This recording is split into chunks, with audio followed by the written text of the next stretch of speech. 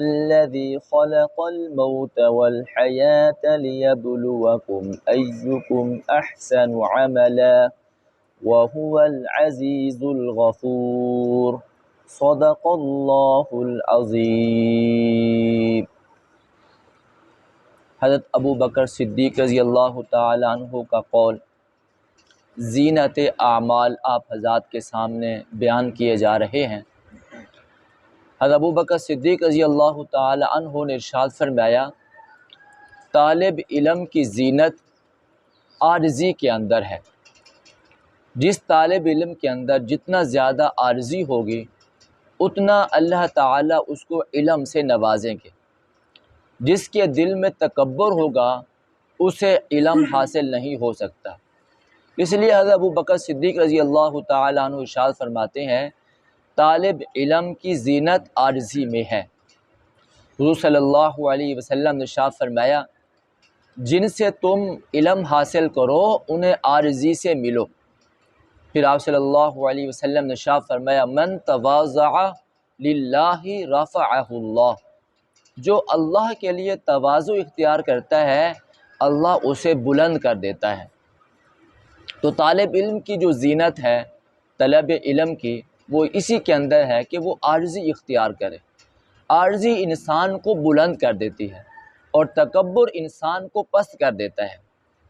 حضرت علی المرتضیٰ رضی اللہ تعالیٰ عنہ ارشاد فرماتے ہیں، متکبر آدمی کو علم حاصل نہیں ہو سکتا۔ علم حاصل کرنے کے لیے ضروری ہے کہ بندے کے دل میں عاجزی ہو، انکساری ہو۔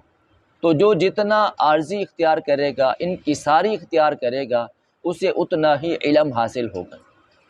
علم کی وجہ سے فرشتوں کو بھی حضرت آدم علیہ السلام کے سامنے سرنگو ہونا پڑا۔ اللہ تعالیٰ نے فرشتوں کو وہ علم نہ دیا جو اللہ تعالیٰ نے حضرت آدم علیہ السلام کو علم دیا۔ تو اسی علم کی بنیاد پر اللہ تعالیٰ نے فرشتوں کو کہا کہ تم میرے آدم کو سجدہ کرو۔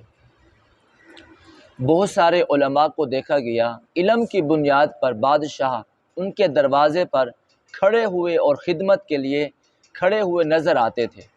حضرت سالم بن عبداللہ رحمۃ اللہ علیہ فرماتے ہیں، میں نے جب علم حاصل کیا، ایک مرتبہ میں درس حدیث دے رہا تھا۔ درس حدیث جب میں دے رہا تھا تو بادشاہ جو وقت کا بادشاہ تھا وہ میری درسگاہ کے سامنے 1 گھنٹہ کھڑا رہا۔ جب تک میں نے حدیث کا درس مکمل نہ کیا وہ میرے درسگاہ کے سامنے کھڑا رہا۔ یہ علم کی بدولت اللہ رب العزت نے عزت اور مقام عطا فرمایا ہے۔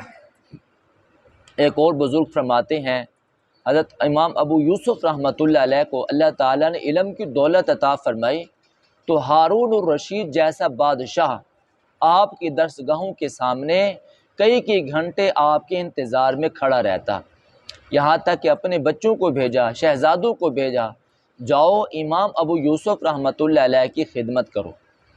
تو علم کے سامنے بادشاہ بھی سرنگو ہوتے ہوئے نظر آتے ہیں۔ امام ابو یوسف رحمۃ اللہ علیہ جب آپ چیف جسٹس تھے، قاضی تھے، تو حضرت برمکی رحمۃ اللہ علیہ ہارون الرشید بادشاہ کو لے کر آپ کی دستگاہ میں آئے تو آپ نے اپنا دروازہ بند کر دیا۔ آپ نے دروازہ بند کر دیا، اب بادشاہ جو ہے وہ باہر کھڑا ہوا نظر آ رہا ہے۔ تو حضرت برمکی رحمۃ اللہ علیہ نے امام ابو یوسف رحمۃ اللہ علیہ سے فرمایا آپ دروازہ کھولیں۔ تو آپ نے فرمایا اس وقت میرے پاس وقت نہیں ہے، لیکن حضرت برمکی رحمۃ اللہ علیہ نے فرمایا میں تمہیں سلام کرتا ہوں اور سلام کا جواب دینا وہ ضروری ہے، وہ واجب ہے۔ تو انہوں نے سلام کیا تو حضرت امام ابو یوسف رحمۃ اللہ علیہ نے سلام کی خاطر جو ہے وہ آپ نے دروازہ کھولا اور ان سے ملے۔ کہنے کا مطلب یہ ہے کہ جس بندے کے اندر عاجزی ہوتی ہے اللہ اسے بلند مرتبہ عطا کرتا ہے۔ اسی بلند مرتبے کی وجہ سے بادشاہ بھی علماء کی دربار کے سامنے کھڑے ہوئے کئی گھنٹے انتظار میں نظر آتے ہیں۔ تو عاجزی کی وجہ سے اللہ تعالیٰ بلند مقام عطا کرتے ہیں۔ حضرت ابو بکر صدیق رضی اللہ تعالیٰ عنہ کتنے فضل و کمال والے ہیں۔ آپ صلی اللہ علیہ وسلم نے ارشاد فرمایا اگر میں کسی کو اپنا خلیل بناتا تو ابو بکر صدیق کو بناتا۔ آپ صلی اللہ علیہ وسلم نے ارشاد فرمایا قیامت کے دن جنت کے 8 دروازے جسے بلائیں گے وہ ابو بکر صدیق ہوگا۔ جنت کے 8 دروازے ابو بکر صدیق کو بلائیں گے کہ آپ ہم میں سے کسی دروازے میں بھی داخل ہو جائیں۔ اتنا بلند مقام، لیکن عارضی اتنا ہے جب کسی درخت کے پتے کو دیکھتے تو کہتے کاش کہ میں ایک پتا ہوتا، کاش کہ میں ایک پرندہ ہوتا، اللہ کے سامنے میں اپنے اعمال کا کیسے حساب دوں۔ اس قدر آپ کے اندر عارضی تھی۔ حضرت عمر رضی اللہ تعالی عنہ کو اللہ تعالیٰ نے بہت بلند مقام عطا کیا تھا۔ آپ صلی اللہ علیہ وسلم نے ارشاد فرمایا اگر میرے بعد کوئی نبی ہوتا تو عمر ہوتا۔ آپ نے ارشاد فرمایا حضرت عمر جس راستے سے گزر جاتے ہیں وہ راستہ شیطان بھی چھوڑ دیتا ہے۔ آپ صلی اللہ علیہ وسلم نے ارشاد فرمایا ہر امت میں ایک محدث ہوتا ہے، اس میری امت کا محدث عمر رضی اللہ تعالی عنہ ہیں۔ اگر عمر رضی اللہ تعالی عنہ کے اندر کتنی عارضی ہے۔ آپ صلی اللہ علیہ وسلم نے حضرت حذیفہ کو منافقین کے نام بتلائے ہوئے تھے کہ اے حذیفہ یہ لوگ منافق ہیں، اللہ تعالیٰ کی طرف سے ان کے نام بتا دیے گئے۔ تو آپ صلی اللہ علیہ وسلم نے حضرت حذیفہ کو تمام منافقین کے نام بتا دیے۔ اب حضرت عمر رضی اللہ تعالیٰ عنہ کے اندر اتنی عاجزی اور انکساری کہ حضرت حذیفہ کے پاس گئے۔ حضرت حذیفہ سے فرمایا حذیفہ میں یہ تو نہیں کہتا کہ تم مجھے منافقین کے نام بتا دو، میں صرف اتنا چاہتا ہوں یہ بتاؤ کیا میرا نام تو منافقین میں شامل نہیں ہے۔ یعنی اس قدر عارضی تھی، اس قدر انکساری تھی۔ آپ نے ایک مرتبہ صحابہ کرام سے فرمایا کہ تم ممبر کے قریب ہو جاؤ۔ صحابہ کرام ممبر کے قریب ہو گئے اور آپ نے فرمایا میری بات کو غور سے سنو۔ پھر آپ نے جو بات ارشاد فرمائی وہ یہ تھی کہ میری ماں وہ تھی جو خشک گوشت کو چبایا کرتی تھی۔ اتنی بات کہہ کر آپ ممبر سے اتر گئے۔ صحابہ کرام نے عرض کی امیر المومنین آج آپ نے عجیب بات کی ہے، آپ نے ہمیں بلایا، ہم قریب ہو گئے، آپ ممبر پر بیٹھے اور یہ بات کہہ کر آپ نیچے اتر گئے۔ عمر رضی اللہ تعالیٰ نے فرمایا آج جب میں نے مسجد نبوی میں مال غنیمت کے مال کو دیکھا تو میرے دل میں عجب پیدا ہونے لگا کہ اے عمر تو وہ عظیم امیر المومنین ہے جس کی وجہ سے اسلامی فتوحات ہو رہی ہے، فتوحات کا دروازہ کھل گیا ہے۔ تو میرے اندر عجب پیدا ہونے لگا، تو پھر میں نے اپنی اس بیماری کو دور کرنے کے لیے تمہیں بلایا اور تمہارے سامنے ایک بات کہی کہ میں اس ماں کا بیٹا ہوں جو خشک گوشت چبایا کرتی تھی۔ خشک گوشت چبانے کا مطلب ایسا ہوتا تھا کہ وہ آدمی غریب ہوا کرتا تھا۔ یعنی حضرت عمر رضی اللہ تعالیٰ عنہ نے عارضی اختیار کی اور اپنے اندر جو عجب پیدا ہونے کا شبہ ہو رہا تھا اس کو آپ نے دور فرما دی۔ حضرت علی رضی اللہ تعالیٰ عنہ کتنے بہادر تھے اور کتنے آپ کے فضائل ہیں۔ ایک مرتبہ ایک آدمی مدینہ منورہ میں آیا اور آ کر اس نے جب حضرت علی رضی اللہ تعالیٰ عنہ کو ملے تو حضرت علی رضی اللہ تعالیٰ عنہ سے پوچھا آپ کون ہیں؟ اب حضرت علی رضی اللہ تعالیٰ عنہ نے اپنا تعارف یوں نہیں کرایا کہ میں باب العلم ہوں، میں باب الحکمت ہوں، یا میں اسد اللہ الغالب ہوں، یا میں حیدر کرار ہوں۔